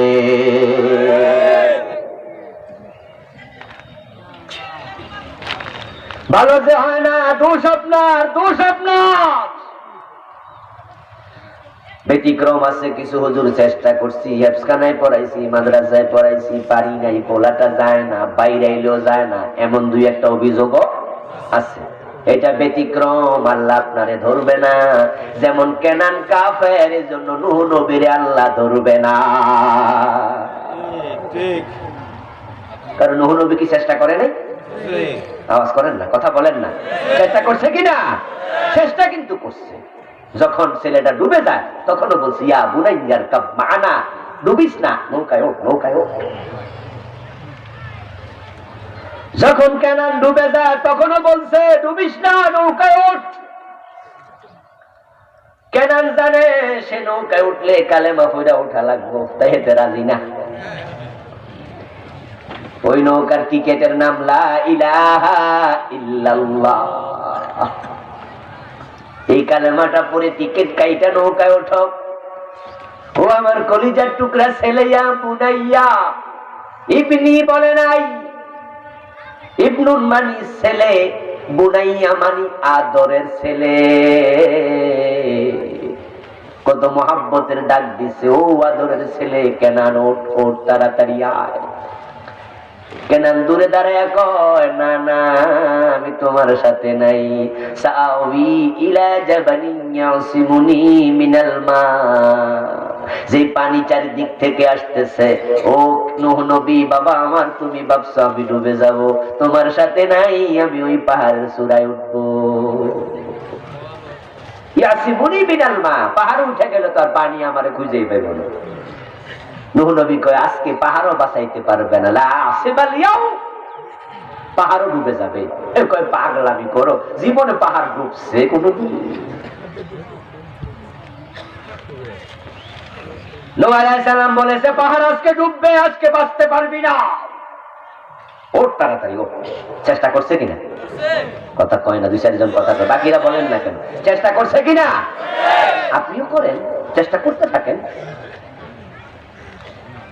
কিন্তু আপনি উল্টা পাল্টা জায়গায় দেবেন, তারপরে আবার বলবেন হুজুর মানুষ হয় না, আমার কি দোষ? এসব চলবে না। একজন মহিলা তার বাচ্চা নিয়ে আমার বাসায় আসছে, আমি বাসায় নাই। আমার ওয়াইফের কাছে ওনারে পাইছে, পাইয়া কয় হুজুরের কাছে একটু দোয়া চাইয়েন, আমি আসছি বলবেন আমার সালাম দিয়ে, তারপরে হুজুরকে বলবেন আমার ছেলের জন্য দোয়া করতে, আমার ছেলে যেন হুজুরের মতো একজন বড় আলেম হয়। যদি আমি বড় নই, ওই মহিলা বলতেছে হুজুরের মতো বড় আলেম বানাইতে চাই, দোয়া করতে বলিয়েন, আমি পাইলাম না। তো আমার ওয়াইফ জিজ্ঞাসা করে ছেলে পড়ে কই? ওই হাই স্কুলে, রেডিও কলোনি হাই স্কুল, এটার নাম আর কি? কই রেডিও কলোনি হাই স্কুল। আমার বন্ধু আমার কাছে এবার দোয়া চাইলো, আমার ওয়াইফও মনে মনে হাসছে, বেশি কিছু আর বলে নাই। তা আমি কইলাম সিটাঙ্গের গাড়িতে উঠা যদি কো আল্লাহ আমারে ডাকা নিও হইব, পরে কয়া দিব আমি তো চেষ্টা করছি। আসলে এটা নয়, যথাযথ চেষ্টা দরকার আছে না নাই? যথাযথ চেষ্টা করে এবার দোয়া শুরু হবে। আগে বিয়াটা করো, তারপরে এবার কও আল্লাহ আমার বাচ্চা দাও। তুমি বিয়া করার আগে যদি কও বাচ্চা চাইছি, আল্লাহ দেয় না। কোন সন্তান খারাপ হয়ে আসে নাই, খারাপ হওয়ার জন্য আপনি দায়ী। এই পুরা কটিয়াদি থানায় যত আলেম আছে, যত মাদ্রাসার শিক্ষক আছে, মসজিদের ইমাম খতিবেরা আছে, তালিকা করেন, করে করে সাক্ষাৎকার নেওয়া শুরু করেন। কয়জন কামেল দাওরা পাস হুজুরের ছেলে মদ খায়? যদি আলেম পাওয়া যায় ৫,০০০, তাদের সন্তান মদ খায় এমন দুই একজন পাওয়া খুব জটিল, খুব জটিল। পাবেন না, পাবেন না। কারণ আলেমের সন্তান মদ খাবে কেমনে? আলেমরা তো মদ খায় না, আলেমরা তো বিড়ি টানে না। দুই একটা যদি পান সেটা কেনানের মতো, ঠিক না? মায়ের পেটে থাকতে বাপ মরে গেছে, আছে না? হুজুর ওই যে বড় আলেম হয়ে গেছে, আমনে কোন আমরার দোষ? হে হইল কেমনে? আমি বলবো এটা হলো ইব্রাহিমের বাবার মতো। বাবা কাফের, আল্লাহ ছেলেরে নবী বানাইয়া দিছে। এগুলো রেয়ার কেস, এক্সেপশনাল ম্যাটার। দুই একটা ব্যতিক্রম হবে, ব্যতিক্রম উদাহরণ হয় না। আপনার সন্তান ভালো হোক যদি আপনি চান, তাহলে আমি আপনাকে কয়েকটা টিপস দিয়ে যাই। আমার মায়েরা, আপনারাও চান সন্তান ভালো হোক। ভালো সন্তান চাইলে আপনাকে উদ্যোগী হওয়া লাগবে। কারণ বলছিলাম সন্তান কাঁচা মাটির মতো, তাকে আপনি চাইলে সারও বানাইতে পারবেন, চাইলে হুজুরও বানাইতে পারবেন। প্রথম কাজ হবে সন্তানের জন্য আল্লাহর কাছে মন খুলে দোয়া করা। বেশি বেশি দোয়া, বেশি বেশি দোয়া। কারণ ভালো মন্দ যাই হয় না কেন, প্রত্যেকটাতে আল্লাহর কুদরত আছে না নাই? আপনি বলেন না আল্লাহ তুমি যদি মুশরিক আজরকে ইব্রাহিমের মতো সন্তান দিতে পারো, আমি তো মুশরিক নই, আমি তো মুমিন, আমি তো তোমার গোলাম, আমি তো তোমারে ভালোবাসি। আল্লাহ তুমি আমারও একটা নেক সন্তান দাও। বারবার বলতে থাকলে আল্লাহ যদি ঠিক চিহ্ন দিয়ে দেয়, আপনার ছেলে ইমাম আবু হানিফার মতো, ইমাম বুখারীর মতো বড় আলেম হতে পারবে। নবী আর আসবে না, কিন্তু ইমাম বুখারীর মতো আলেম আসবে না, এমন কথা তো কোরআন হাদিসে নেই। এই জন্য আল্লাহ দোয়া শিখাইছে, বাবা দোয়া করো, রব্বানা হাব লানা মিন আজওয়াজিনা ওয়া যুররিয়াতিনা কুররাতা আয়ুন ওয়াজআলনা লিল মুত্তাকিনা ইমামা। সুবহানাল্লাহ। আল্লাহ তাআলার বক্তব্য, আপনি আল্লাহর কাছে বলবেন, আল্লাহ এমন সন্তান দাও যেন চোখটা জুড়াইয়া যায়। অনেকে আছেন সন্তানের ভালো করার চেষ্টায় অতিষ্ঠ, ভালো করতে চান, ভালো হচ্ছে না, পড়ে না, অমনোযোগী, দুষ্টামি করে। অনেকে দোয়া চায়, হুজুর ছেলেটা মোবাইলে এত বেশি গেম খেলে ফিরাইতে পারি না, স্কুলে পাঠাই, মাদ্রাসা পাঠাই, যাইতে চায় না। আমরা তখন বলি আল্লাহর কাছে বেশি বেশি দোয়া করতে থাকেন, বেশি বেশি দোয়া করতে থাকেন। আল্লাহ দোয়া কবুল করলে মানুষের অন্তর আল্লাহর দুই আঙ্গুলের মাঝখানে, চাইলে তিনি আবার ফিরিয়ে দিতে পারেন। মা বাবার দোয়া কবুল হয়, কবুল হয়। ইব্রাহিম দোয়া করছে না, রব্বি হাবলি মিনাস সালিহিন, আল্লাহ একটা নেক সন্তান দাও। আল্লাহ কয় ঠিক আছে দাও, ইসমাইল দিয়ে দিলাম। সুবহানাল্লাহ। ইসমাইল পাইয়া গেছে দোয়া কইরা। হযরত জাকারিয়া আলাইহিস সালাম দোয়া করছে, আল্লাহ কয় যাও ইয়াহইয়ার দিয়ে দিলাম। সুবহানাল্লাহ। রব্বি হাবলি মিন লাদুনকা যুররিয়াতান তাইয়্যিবাতান ইন্নাকা সামিউদ দুআ। জাকারিয়া নবীকে আল্লাহ একটা উত্তম সন্তান দাও। আল্লাহ কই সাথে সাথে দিয়া দিলাম। সুবহানাল্লাহ। অথচ উনি তখন একবারে বুড়া, ডেন্ডুরা বুড়া। হযরত জিবরিল আমিন এসে যখন জানালেন, ইন্নাল্লাহ ইউবাশশিরুকা বিগুলাম, ও জাকারিয়া, আল্লাহ আপনাকে একটা সন্তানের সুসংবাদ দিচ্ছে। সুবহানাল্লাহ। আপনি যে দোয়া করছেন না, ওহুয়া কাইমুন ইউসাল্লি ফিল মিহরাব, উনি মারিয়ামের রুমের মাঝে নামাজে দাঁড়ায় দোয়াটা করছিল। মারিয়ামের রুমে যখন অমৌসুমি ফল দেখলো, জিজ্ঞাসা করলো, আন্না লাকা হাযা, এই ফল তুমি পাইলা কই? মারিয়াম কো হুয়া মিন ইনদিল্লাহ, আল্লাহ পাঠাইছে। জাকারিয়া নবী কয় কিরে, এই মৌসুমে ল্যাংরাম আসলো কোত্থেকে? কটিয়াদি বাজার। একবারে মনের পর মন পাওয়া গেছে, এখানে চোষাম, ল্যাংরাম। দোকানদারের কয়, দোকানদার এগুলো পাইলা কই? দোকানদার কয় আল্লাহ পাঠাইছে। জাকারিয়া নবী কয়, আল্লাহ যদি অমৌসুমে ফল দিতে পারে, বুড়ো বয়সে সন্তান দেয়ার ক্ষমতা আছে না নাই? তো রব্বি হাবলি মিন লাদুনকা এভাবে দিবা, রব্বি হাবলি মিন লাদুনকা যুররিয়াতান তাইয়্যিবা, ও আল্লাহ আমারও একটা নেক সন্তান দাও। আল্লাহ জিবরিলকে কয় তাড়াতাড়ি যা, কবুল হয়ে গেছে। সুবহানাল্লাহ। শুধু সন্তানে দিলাম না, ইসমুহু ইয়াহইয়া, আমি আল্লাহ তার নামও রেখে দিলাম। সুবহানাল্লাহ। সাজ্জাদান ওয়া হাসুরা ওয়া নাবিয়্যাম মিনাস সালিহিন, সে উত্তম সন্তান চাইছে, উত্তম সন্তান দিলাম। শুধু উত্তম না, তারে আমি নবী বানায়া দিলাম। বাবা নবী, ছেলেও নবী, ইব্রাহিমও নবী, ইসমাঈলও নবী। আল্লাহু আকবার। এবার বলুন তো, আল্লাহর ভান্ডারে কি অভাব আছে? সবাই বলতে হবে, আল্লাহর ভান্ডারে অভাব আছে? চাইলে চাওয়ার মতো দেওয়ার ক্ষমতা আছে না নাই? ইবলিস চাইছিল, আল্লাহ ইবলিসেরও দিছে, আল্লাহ ইবলিসেরও ফিরাই। ইবলিস কইছিল আল্লাহ কিয়ামত পর্যন্ত হায়াত দাও, আল্লাহ কি ফিরাইছে? আল্লাহ যদি ইবলিসের দিতে পারে, আপনারে পারবে না? দোয়া করবেন, দোয়া দোয়া দোয়া। বদদোয়া দেবেন না সন্তানকে। আমরা অনেকে রাগ করে বদদোয়াটা দোয়া মাঝে মাঝে দিয়ে দেই, বিশেষ করে মা বোনেরা অনেকে, এই তোর উপর গজব করুক, ও খোদার কাড়া। না রে মা, আমার সন্তানকে বদদোয়া দেবেন না। মায়ের মুখের বদদোয়া লেগে যায়, সাবধান। যদি রাগ বেশি হয়, একটু বেশি করে দোয়া করে দিন। কি দোয়া করবেন? আল্লাহ তোরে হেদায়েত করুক। কথা বুঝেন? রাগ বেশি হলে কি বলবেন? আল্লাহ তোরে হেদায়েত করুক। কাবার একজন ইমাম আছে, বড় কালো। ওই কালো ইমাম সাহেবের একটি সাক্ষাৎকার পড়লাম, বর্তমানেও আছে তিনি। সাক্ষাৎকারে তিনি বললেন, আমার মায়ের বদদোয়ার কারণে আমি কাবার ইমাম হইছি। সাংবাদিক আশ্চর্য হইয়া জিজ্ঞাসা করে, বলে কি? খুনি কয়, হ্যাঁ, একদিন আমি ছোট্ট খেলাধুলার বয়সে মা আমারে ডাক দিছে, এদিকে এদিকে, আমি মারে বলছি এখন খেলতাম না, আমি খেলতে যাই। মা তখন কয়, যা যা, কাবার ইমাম হইয়া যা।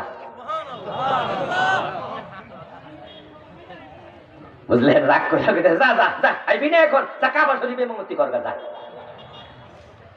আমি অযোগ্য মানুষ, কালো মানুষ। আমার মা যে কইছিল যা যা কাবার ইমামতি করগা, আমার আল্লাহ টিক চিহ্ন দিয়া দিলাম। ভালো সন্তান যদি চান, ভালো মা দেন। মা হলো সন্তানের জন্য ফ্যাক্টরির মতো। মায়ের পেটে সন্তান জন্ম নেয়, যে মায়ের পেট ভালো, যে মায়ের মন ভালো, যে মা পর্দা করে, যেমন ঝিনুকের ভিতরে মুক্তা তৈরি হয়ে যায়, ওই ঝিনুকটা শেওলার মতো ভাসে না, ওই ঝিনুকটা থাকে সমুদ্রের গভীরে। যে মা পর্দাওয়ালা হয়, তার পেট থেকে আল্লাহর ওলি জন্ম নেবে।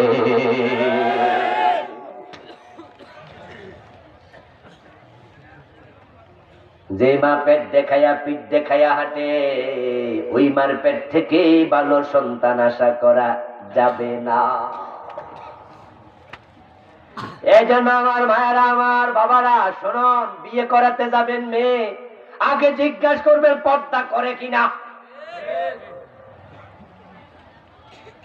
আপনার মেয়ে যদি বৈশাখী মেলায় যায়, বৈশাখী শাড়ি পইরা নাবির নিচে পাশের আঙ্গুল খালি রেখা, তারপরে এমন ৫০ স্টাইলে শাড়ি পরছে, শাড়ি না মশারি, পেটের পশমস দেখা যায়, এমন শাড়ি মশারি আছে না নাই? রাস্তায় হাঁটছে, পরপুরুষ তাকাইছে, তোমার নাভি দেখছে, পেট দেখছে। মা শোনো, তোমার বুকের নিচ থেকে তোমার নাভির নিচ পর্যন্ত এখানে ১ হাত পরিমাণ জায়গা আছে। এই জায়গাটা বড় দামি জায়গা, এখানে মানুষের জন্ম হয়। ওই জায়গার হেফাজত করিও। সেই পেটের দিকে পরপুরুষের নজর পড়ে গেছে, আন-নাজরু সামুম মাসমুমিন মিন সিহামিশ শয়তান। রাসূলের বক্তব্য, পরপুরুষের খারাপ নজর হলো শয়তানের বিষ মিশানো তীর। আন-নাজরু সামুম মাসমুম, বিষ মিশানো তীর, মিন সিহামিশ শয়তান। যে বুক পর পুরুষ দেখে, ওই বুকের দুধ খাইয়া সন্তান ভালো হবে না। মায়ের কোল হলো সন্তানের জন্য ইউনিভার্সিটির মতো। হিদনুল উম্মাহাত, উম্মাহাত হিয়াল মাদ্রাসাতুল লিল বানিনি ওয়াল বানা। মা যদি ইংরেজ হয়, সন্তান ইংরেজি শিখে। মা যদি আরবিয়ান হয়, সন্তান আরবি ভাষায় কথা বলে। মা যদি বাঙালি হয়, সন্তান বাংলা ভাষায় কথা বলে। মা নজি নামাজি হয়, সন্তান নামাজি হয়ে যায়। মা যদি বেপর্দায় চলে, সন্তান পর্দাওয়ালা হয় না।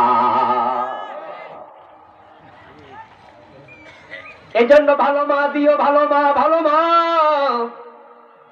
হযরত ওমর রাতের বেলায় ঘুরতে যাইয়া মা মেয়ের কথা শুনেছে, দুধে পানি দাও। গল্পটা মনে আছে না নাই? ওই মেয়েটাকে ছেলের বউ বানাইছে, কারণ তিনি শুনেছেন মা বলে দুধে পানি দাও, মেয়ে বলে ওমরে মানা করছে। মা বলে ওমর তো দেখবে না, মেয়ে বলে ওমরের আল্লাহ তো দেখে। ওমর গল্প শুনে বুঝেছে মেয়েটার কলবের মাঝে তাকওয়া আছে, এটাই দরকার, ছেলের বিয়ে করে। কত বড় শিক্ষিত সেটা তালাশ করা দরকার না, এটা পরে পরে পরে। এমএ পাশের অভাব নাই, বিএ পাশের অভাব নাই, কিন্তু ভালো মার বড় অভাব। তাই মেয়েটা কোরআন পারে কিনা, পর্দা পরে কিনা, এই বিষয়গুলো খেয়াল রেখে ছেলেকে বিয়ে করাতে হবে। এখন ছেলের বাবার আজকে সিদ্ধান্ত নিল, আমরা পর্দাওয়ালা মেয়ে বিয়ে করাবো, কোরআনওয়ালা মেয়ে বিয়ে করাবো। কিন্তু মেয়ের বাবারা যদি মেয়েকে পর্দা না করায়, কোরআন না পড়ায়, ছেলের বাবারা ভালো মেয়ে পাবে কই? এজন্য মেয়ের বাবারাও উদ্যোগী হওয়া দরকার আছে না নাই? তোমার মেয়েকে বোরকা সিলাইয়া দিবা, ডেফিনেটলি। ক্লাস 3-4 ওঠার পরে তার মাথায় স্কার্ফ পরাবা। যখনই তার বুকের মাঝে সৌন্দর্য মেলে আসবে, বুঝবা বুকটা সৌন্দর্য আসছে, তাকে অবশ্যই বোরকা সিলাইয়া দিবা। পরপুরুষের নজর তোমার মেয়ের বুকে পড়তে দিবা না। বোরকা পরে মেয়েটা পাঠাও, বাবা পর্দা করাও, তোমার মেয়েকে কোরআন পড়াও, তুমি হাসান হোসাইনের মতো নাতি পাইবা। হাসান হোসাইনকে নিয়ে বিশ্ব নবী গর্ব করতেন, তুমি এমন নাতি পাইবা, তুমি দুনিয়া আখেরাতে নাতিকে নিয়ে গর্ব করতে পারবা। সন্তানকে কোরআনের তালিম দেবেন, একটু বড় হবে, যখনই কথা বলতে শিখবে তখনই তাকে আপনার পারিবারিক মূল্যবোধ সন্তানকে আপনি প্রথমে সালাম দেবেন, দেখা হলেই সালাম দেন, ঘরে ঢুকলে সালাম দেন, কোনো মেহমান আসলে বলবেন যাও সালাম দাও, কলিং বেলে টিপ দিয়েছে দরজা খুলে সালাম দাও, অমুক ঘরে আন্টি আসছে তোমার ঘরে বেড়াইতে দেখলে সালাম দাও। দেখবেন আপনার সন্তান কিছুদিন পরে সবাইকে সালাম দিতে শিখবে। আপনি কুমারের মতো কাঁচামাটি আপনার হাতে কি করবেন আপনি ভাবেন। আপনার সন্তান আল্লাহর কাছে মামলা দেবে, দুশ্মনী করবে, এমন সন্তান দরকার নাই। মানুষ ঘরে এসে জিজ্ঞাসা করে কেমন আছো বাবু, আপনি শিখিয়ে দেন বলো আলহামদুলিল্লাহ ভালো আছি। সন্তান যদি কারোর সাথে কখনো কোনো মিথ্যা বলে, সাথে সাথে বলে দেবেন বাবা মিথ্যা বলা যাবে না। সন্তানের সাথে কখনো মিথ্যা বায়না ধরবেন না, মিথ্যা ওয়াদা করবেন না। বাবু তুমি ঘুমাইয়া যাও, ঘুমাইলে সকাল বেলায় তোমাকে 10 টাকা দেব। সকালবেলা ঘুম থেকে ওঠার পরে যদি 10টা টাকা না দেন, সন্তান বুঝবে বাবা মিথ্যা কথা বলে। সুতরাং সন্তানও মিথ্যা কথা শিখে যেতে।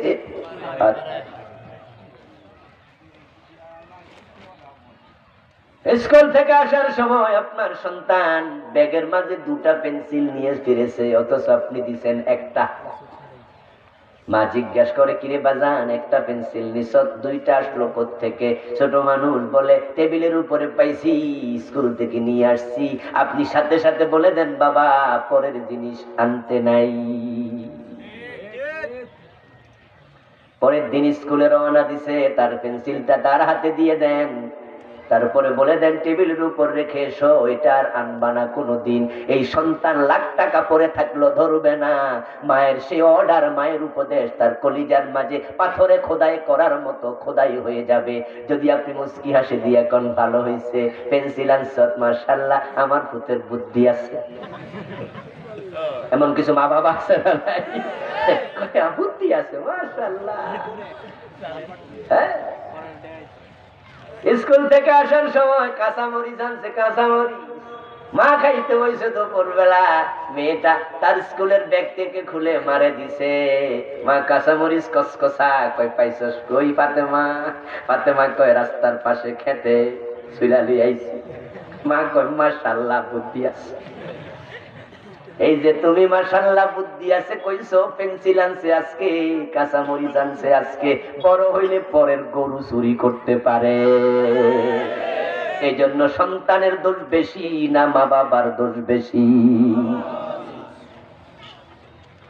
আরে বাবা বিড়ি খায়, ছেলেরে দিয়া বিড়িতে আগুন লাগায় আনে, এমন বাবা আছে না নাই? এ আব্দুল্লাহ করে ভূত ফুটে কয় কি বাবা? জোহরের নামাজ, জোহরের খাইয়া টাইয়া রানসাওয়ারের পরে শুইয়া শুইয়া ছেলেরা ডাইকা কয় পাকঘর থেকে একটা বিড়ি ধরাইয়া আনতো। ছেলের সামনে বিড়ি টানে এমন বাপ আছে না? তোমার থেকে কি শিখবো? এটাই তো শিখবো, এটা স্বাভাবিক। সন্তান বড় অনুকরণ প্রিয় হয়। মনে রাখবেন সন্তানের কাছে তার বাবার চেয়ে বড় কোনো নায়ক নাই। বাবা হলো সন্তানের কাছে সবচেয়ে বড় হিরো।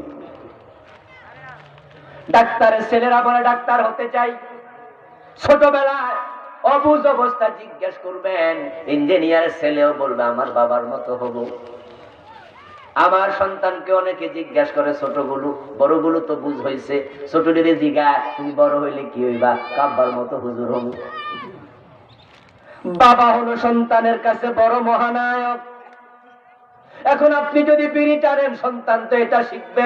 আপনি যে বাবা, আপনি বললেন বিড়িটা ধরাই আন, সন্তান বিড়ি ধরাইতে পাক ঘরে গেল, চুলার মাঝে আগুন লাগাইয়া ডানে বামে তাকাইয়া মনে মনে কয় আমার আব্বা যে এত চোখ বন্ধ কইরা টান মারে, আল্লাহ জানে কি মজা এটার ভিতরে আছে।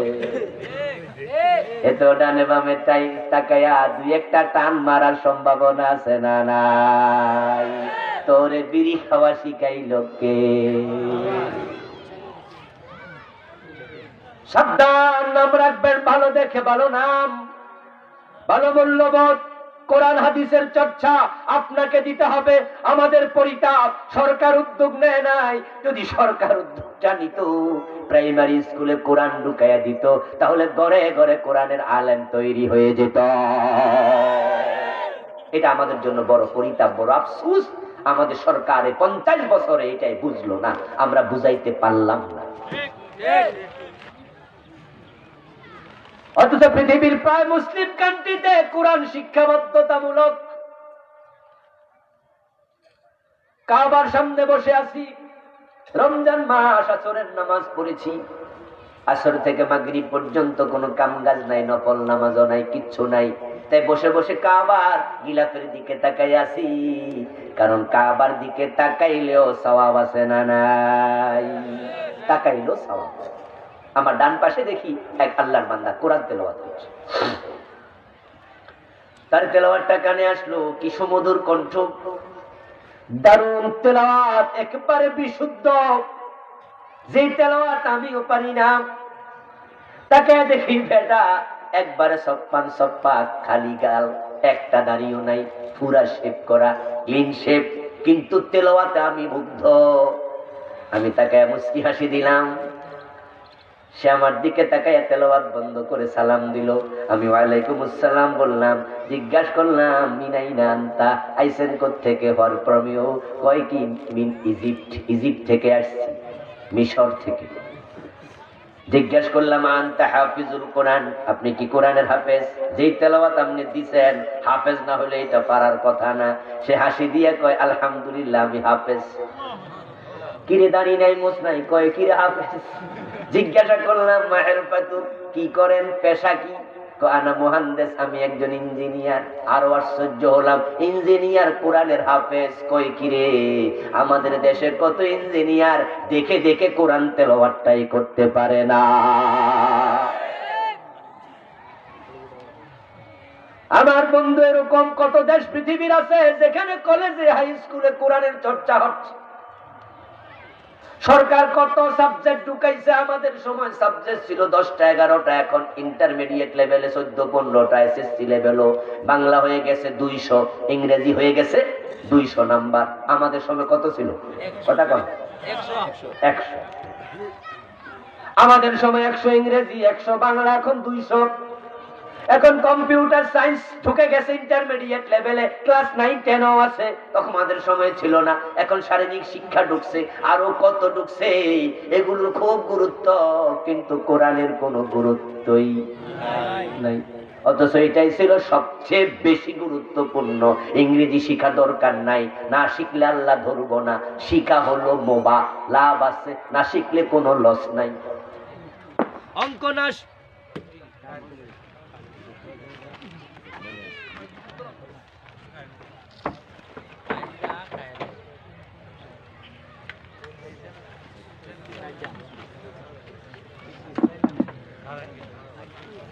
অঙ্ক না শিখলে আল্লাহ ধরবে না। শিখলে ভালো, না শিখলে গুনাহ নাই। কিন্তু কোরআন যদি না জানো, আল্লাহ ধরার সম্ভাবনা আছে না নাই? শুধু ধরবো নাকি ধরবই? তো ওটার গুরুত্ব কই? আমাদের সরকারগুলো মুসলমান, কিন্তু তারা যেটা কেন বুঝে না আমার জানা না। আমরা দাবি জানাতে চাই, প্রাইমারি, হাই স্কুল, কলেজ লেভেলে কোরআন হাদিস ঢুকাতে হবে।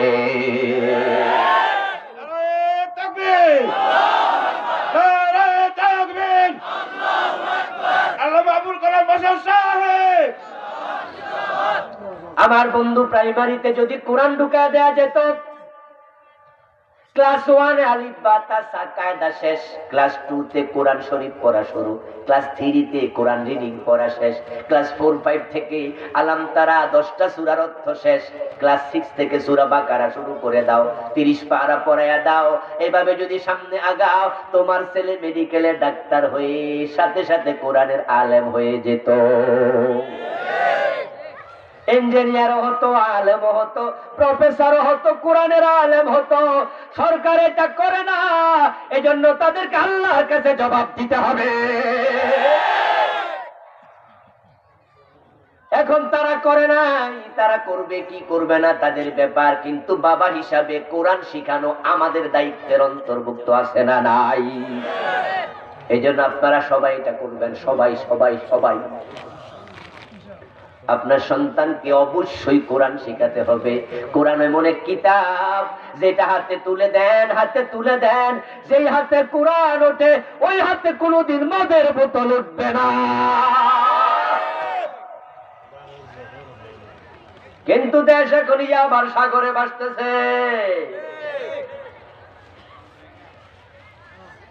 কোরআনওয়ালা না হলে উপায় নাই। দিহানের মা দেখলাম আপনার ফেসবুকে স্ট্যাটাস দিছে, ওই দর্শক দিহান, তার মা কয় আমার ছোট্ট ছেলে এত আকাম করলো কেমনে?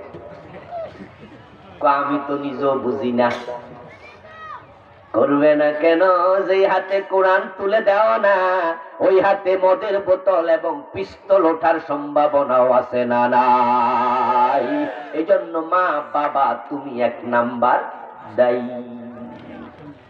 এজন্য আসুন আমরা কোরআনের আলোকে সন্তানগুলোকে মানুষ করতে চাই, কোরআন হাদিস অনুসরণ করে নিজের সমাজ পরিবার সাজাতে চাই, দেশটাকে সাজাতে চাই। আপনারা আমরা যদি একমত হওয়া শুরু করে দেই, কোরআনের বিধান ঠেকানোর ক্ষমতা কোন জালেমের হবে না। আল্লাহ তাআলা এর আলোকে সমাজ গঠন করার তৌফিক দিন, বলুন আমিন। সম্মানীয় ভাইয়েরা, আজকের এই মাহফিলটা হয়েছে গাগোয়ের উত্তরপাড়া নতুন জামে মসজিদের উদ্যোগে। ছোট্ট একটি মসজিদ, আমিও সেখানে আজকে জোহর করেছি। ওনারা একটু বড় পরিসরে করতে চায়। ভালো কাজে সাহায্য করলে কমে না, সাদাকায়ে জারিয়া। আপনারা বলুন তো, মসজিদে একটু সহযোগিতা করা দরকার আছে না নাই? করবেন তো ইনশাআল্লাহ? আপনারা পকেটে হাত দিবেন, বিসমিল্লাহ বলে, যার যা তৌফিক 10, 20, 50, 100, 1000 আপনারা দেবেন এখন, আজকে নগদ। এরপরে আল্লাহ যাদেরকে সামর্থ্য দিয়েছে, যে ওয়াজটা আমি করেছি, আপনার সম্পদ আপনার জন্য পরীক্ষা। আপনার সম্পদ হতে পারে আপনার জন্য আখিরাতে সাদাকায়ে জারিয়া ওসিলা। আমরা ভবিষ্যতেও ইট দেব, বালি দেব, সিমেন্ট দেব, হালাল টাকা থেকে আমরা দান করব। আল্লাহ তৌফিক দিন, বলেন আমিন। আমরা দোয়া করব, উঠে পরিবেশটা নষ্ট করবেন না। শুধু ভলান্টিয়াররা উঠবেন, অন্যরা উঠবেন না। যে যা পারুন সহযোগিতা করুন, আমিও দিচ্ছি, আপনারাও দেবেন ইনশাআল্লাহ। আল্লাহ তাআলা তৌফিক দিন, আল্লাহ তৌফিক দিন, আমিন।